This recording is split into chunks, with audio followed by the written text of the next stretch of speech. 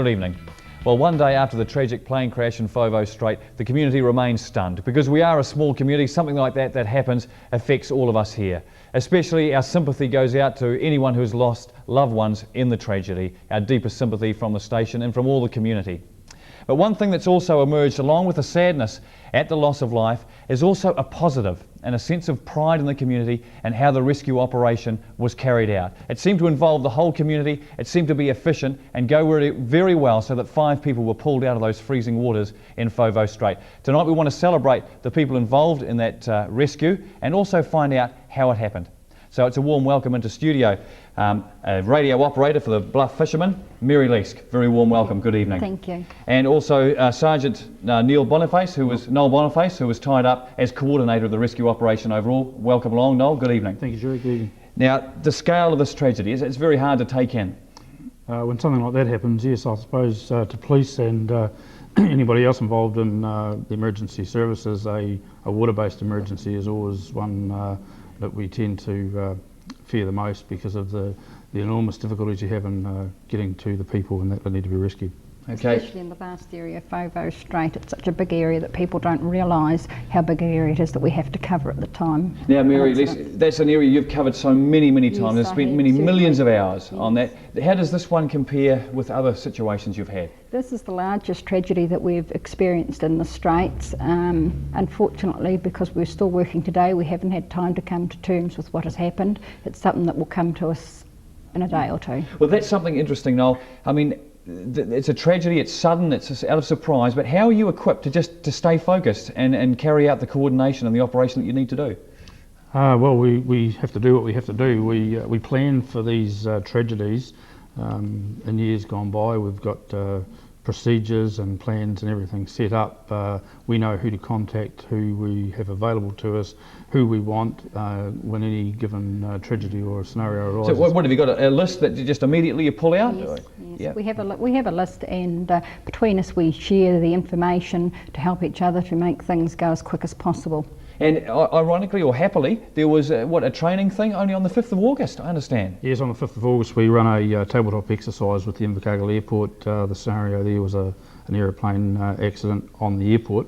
We like to keep it a bit easier than planning one in the water, which is sadly what happened this time. Obviously though, this stood to you. Now can you tell me, now, what was the first thing that you did as soon as you understood something was wrong? A message from police communications in Christchurch? What was the first thing you did? As soon as I became aware that the tragedy occurred and was aware that the Bluff staff and Mary here were cranking up the area end at the Bluff search and rescue base, I made my first priorities to get some fixed wing aircraft and some helicopters into the air. We have those available to us at a reasonably short notice. One from Gore we ended up with, and one from out Tuatapere Way. They have scoop nets and the like, so the priority is to get some equipment into the area in the hope that we can find someone in the water and rescue them.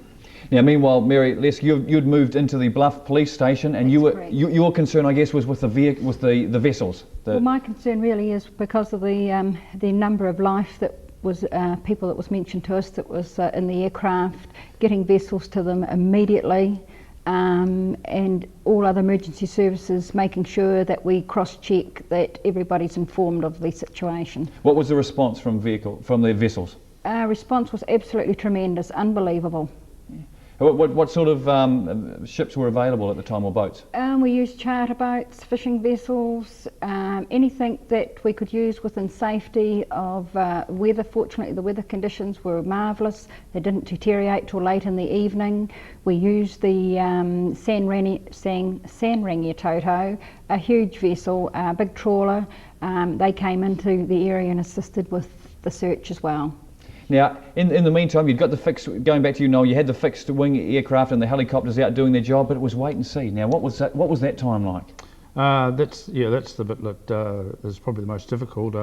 We also activated the Coast Guard from Riverton, so once we knew that they were on the way, and given that we had a reasonable idea where this aircraft might be, although the enormity of the strait makes it difficult, it's just a matter then of sitting back and waiting to see what happens. And we were surprised and relieved when we got first word from the helicopter that they'd located some flotsam on the water. That was great. You're saying surprised and relieved. Yeah, you were expecting a longer wait, Mary, or? Well, we weren't really quite sure because for a start the information we were given was a bit sketchy, but with the local knowledge of the people and it put together, yes, it happened very quickly, and very relieved that they come across the people so quickly. Yeah, the reaction within that police area here in central Invercargill when the survivors were named, there were people there and there were people being dealt with. Well, I mean, one of relief, and then of course of challenge to, now that we know we've got people in the water, is to get them out. And then once you've got them out is to assess their conditions and get them to hospital. So I mean, it doesn't stop just because you find them, but... we used those paramedics on board the vessels that we sent out and transferred them into the Riverton Coast Guard vessel plus other vessels to assess the patients at the time. So everything just moved along as... It sounds like it all came together as clockwork. Time's almost up there, Noel, but just in finishing, you also had a responsibility to the rescuers as well. Yes, well, we have to, one of the main priorities, of course, is to ensure the safety so that we know who's out there, what they're doing, where they are, and when it's all over, look, we've got everybody safely back to shore. And we have a list of those, you know, we know who is out there, how many's on board vessels, and so yes. And a lot of your time too, Noel, was spent actually dealing with relatives and people who thought they may have been right. loved ones involved. Yes, we fielded a lot of calls from people who had friends or family on the island that they thought or knew might have been coming back. There were several flights yesterday afternoon. We had a lot of happy people when we were told that their name wasn't on the list, and sadly a few not so happy. Must be a difficult line not to give false sense of hope and yet still give the information. Well, it is. You've got to be honest, and if I've got someone's name in front of me, it's very difficult to say to somebody that well, you can't say the name's not on the list. You have to, as sympathetically as you can, tell them that yeah, the name's there. We can't say whether the person is alive or otherwise, and really we just ask people then to stand by a phone or let us know where they could be contacted and wait for us to get back to them. Not an easy thing to do, not an easy job for people to wait.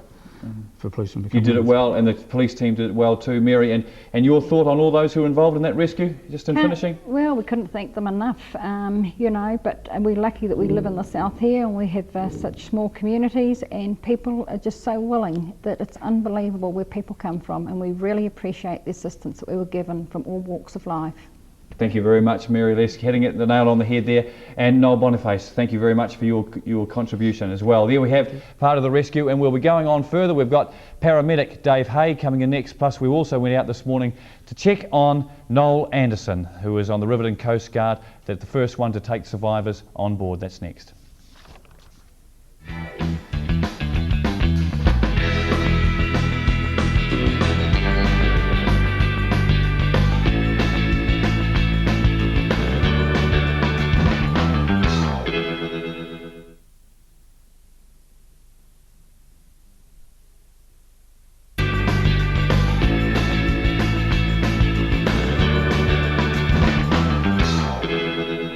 Continuing our rescue story, where 5 survivors were pulled from the freezing waters of Foveaux Strait yesterday, we're focusing now on the Coast Guard, and very shortly we go to Noel Anderson at Riverton as part of the Riverton Coast Guard, but also the paramedics and their crucial role in keeping those survivors well. And it's a big warm welcome and good evening along to St John's Ambulance paramedic Dave Hay. Good evening. Good evening, Jerry. It was a long night for you last night, Dave.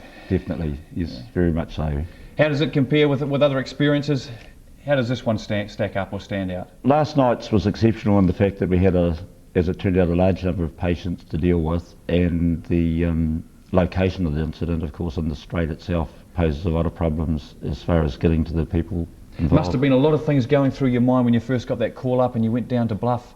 Initially, we sent 2 ambulances to Bluff to back up the Bluff vehicle that was already on the site. At that early stage, we were unsure of the exact location, so a vehicle was also sent to the Reedy Beach area at that time to cover that scenario if the plane came down in that area. And the sort of equipment that you would be needing at that time you must have been trying to cover bases. Well, the vehicles are all fully equipped with all resuscitation and other equipment, but our thoughts were going towards what sort of trauma these patients aboard the aircraft may have suffered. uncertain at that stage of the impact or type of crash itself involved. And then those details finally did come through, and there was a decision made on who would go on board and actually go and meet the survivors before they came to shore. Right. Once the decision, once it came through that the wreckage had been located, it was a matter of getting staff there quickly, and we chose staff who were already present at the Bluff police station at the time to go out on the Tokoroa and head towards the wreckage and the survivors. Surprised to you to be in that group? Did we just swept along, or what happened with the decision? No, I was one of those personnel there at the time, and it was my role to go out there. And you went on board the Tokoroa and you actually met up with the Coast Guard. What was that moment like? Yes, we headed out on the Tokoroa into the harbour, and after about 15-20 minutes we met the Riverton Coast Guard heading towards us with at that stage 7 casualties on board. What were your thoughts about the Riverton Coast Guard and their effort to that point of the evening?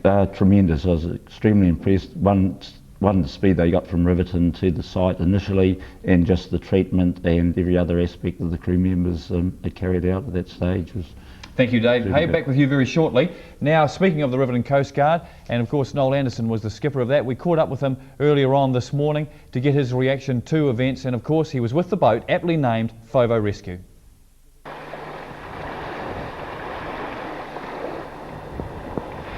Good morning, Noel. How you going, man? Not too bad, Jerry. Look, it'd be a privilege if I could come on board. Is that all right? Yeah, come aboard, yeah. Thank you. Oh, you're right. Not too heavy for you? Nice and light. Noel, first of all, just on behalf of everyone in Southend, congratulations to you and your team for the heroic effort from last night. Absolutely amazing, man. Thanks, Tremendous, Jerry. tremendous. Great team effort from Stewart Island and Bluff and Riverton with boats and all aircraft. It was a great overall response. It makes you proud to be a Southender, man, times like that. It sure does, yeah. I mean, what are your thoughts now? The next day here you are back on the boat. What things stick with you this morning? Well, our feelings here at Riverton Coast Guard is we only wish there were 5 more people alive today. Our feelings go out to the families, and our greatest sympathy. We only wish that we could have done better.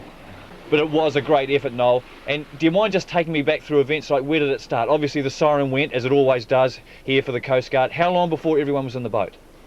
We had the boat underway within 4 minutes, and Jerry, if we have a look at the chart, we can show you where we went and where the search was centred.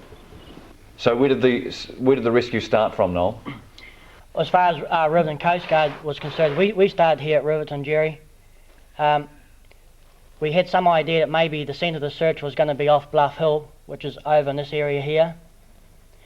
We knew that there'd be fishing vessels dispatched from Bluff and coming round, and we also knew that there'd be fishing vessels and charter vessels from Stewart Island heading over towards this area as well.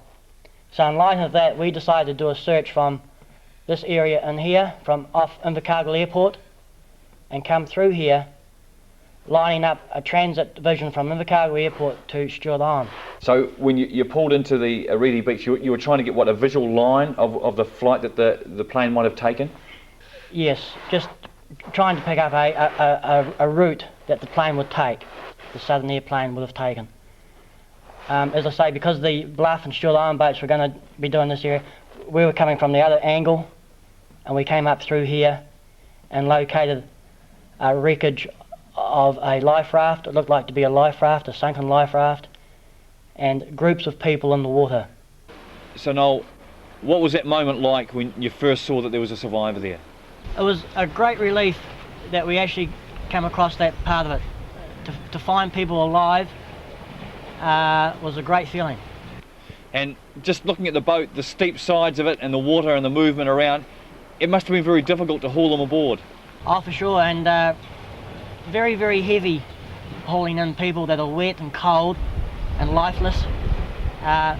Very demanding on the body, very, very tired in a short time.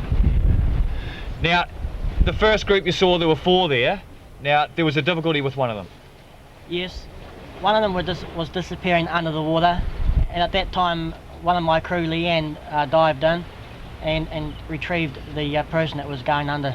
Was that a risky decision? A partial risk. All crew members are trained to do that and have done it in practice, and yesterday they done it in live. Obviously you had unwell people here on board. they needed medical attention, but there were still people lost in the sea. I mean, how did you decide to prioritise that? Main ones was to keep the ones breeding that had good circulation and keep them warm. The 2 young children that we picked up plus the father had good circulation, and we put them up forward in the cabin with a rescue blanket. Did the father say anything? He was very, very cold and wasn't responding too well, but he did manage to say to us, Jerry, that one of his children was still missing. So that must have put you in a real quandary. You had people who needed medical attention and you had other people who were still out there. How did you resolve that, Noel? Having 3 crew members on board with me, 2 of them were busy doing CPR to a victim on the deck of the boat. That left 2 of us to carry on with the search, and we done another search around that vicinity to try and locate these extra people. And what time did you decide to give up that search? We were talking to the controllers at Bluff, and it was thought that we should take the survivors then back into the medics into Bluff Harbour. You picked up searchlights? Where from? We got searchlights given to us from the armed defenders, and we took them back out into the search area and put them on board some of the boats that needed more search power. When it was all over, Noel, and even now, what's it like for yourself to have saved someone? Well, we do the training for it. We have public funding from the people of Southland to keep us afloat, so we regard it as our job, and we can only do our best. Noel, 25 years on the Coast Guard, how does this experience stack up? It's tragic. It's very hard to accept when you can rescue 5 people and then there's other 5 not accounted for. It's tragic.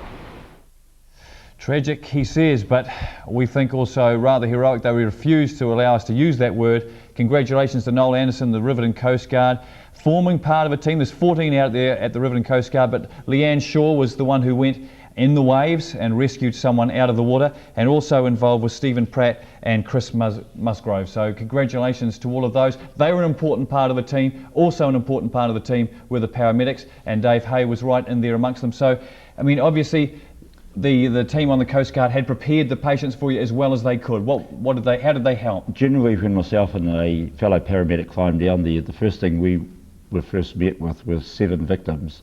And the treatment in that the Riverton Coast Guard people had done was brilliant. They had supported the airways, they carried out CPR on one of the gentlemen, and they'd also warmed the patients and comforted them the best they could. So, you know, their role was fantastic. Look, I sat on that boat today. There doesn't seem to be any room for you to be able to treat patients like that. How did you manage that? Initially, we did what we call triage, where we sort out the priorities as far as the injuries and that were concerned and the patients who needed immediate treatment.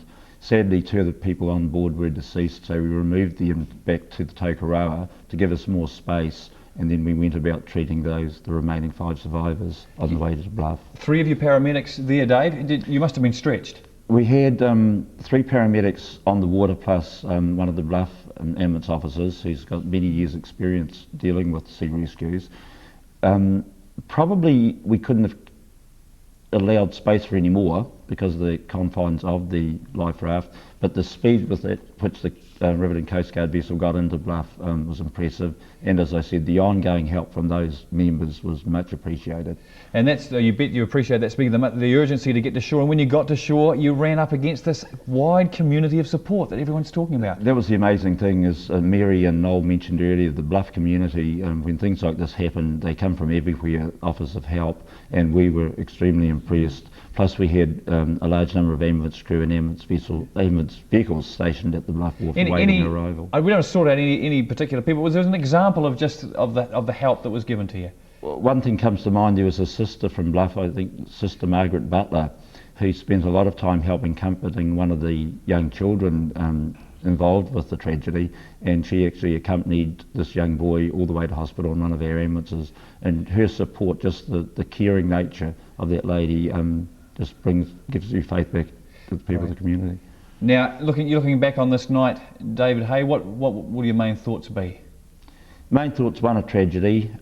As we said, that we, as other emergency services, we all train together for these events, wishing that they never happen.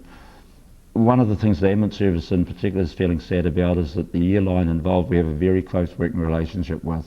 They do a lot of our mercy flights. We've flown with the staff. We knew Mr. Andrews personally, so we feel we've lost a colleague and friend as well.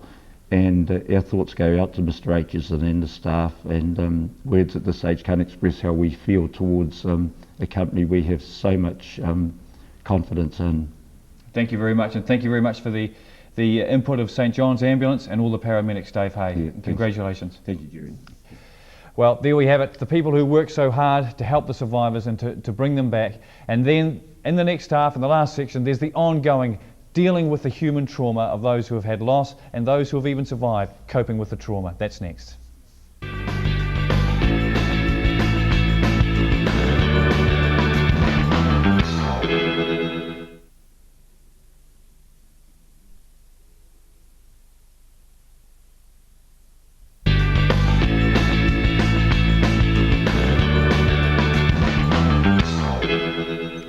Continuing our story of the tragedy of the plane crashing in Foveaux Strait, we've seen also that it's not just a tragedy, that there's been so much bravery and so much heroism and so much success pulling 5 survivors out of the water. We've seen how that was affected. We've seen the physical rescue. We've talked about boats and we've talked about people and medics. Now we want to talk about the emotional rescue for those who have lost loved ones or those, even communities, that have been affected by it. So it's a warm welcome and good evening to Derek McKinnell from Victim Support. Good evening, Jerry. Derek, from the emotional side of things, what sort of support has there been out there in the community surrounding the event in this last 24 hours? What I found totally amazing was really early on in the piece is the way the community came together, whether it was the people in Bluff just bringing blankets along to the police station or down to the wharves, the Riverton Rescue Coast Guard getting out there and doing their bit really early on in the piece. The number of helicopters that offered their services, right from Transrail to the Westpac Rescue Helicopter through to our guys from Te Anau and Riverton and such like, it's really the community coming together and really early on in the piece, and that was probably a saving grace for those people that were saved. Too true. Now for yourselves at Victim Support, what stage did you get involved?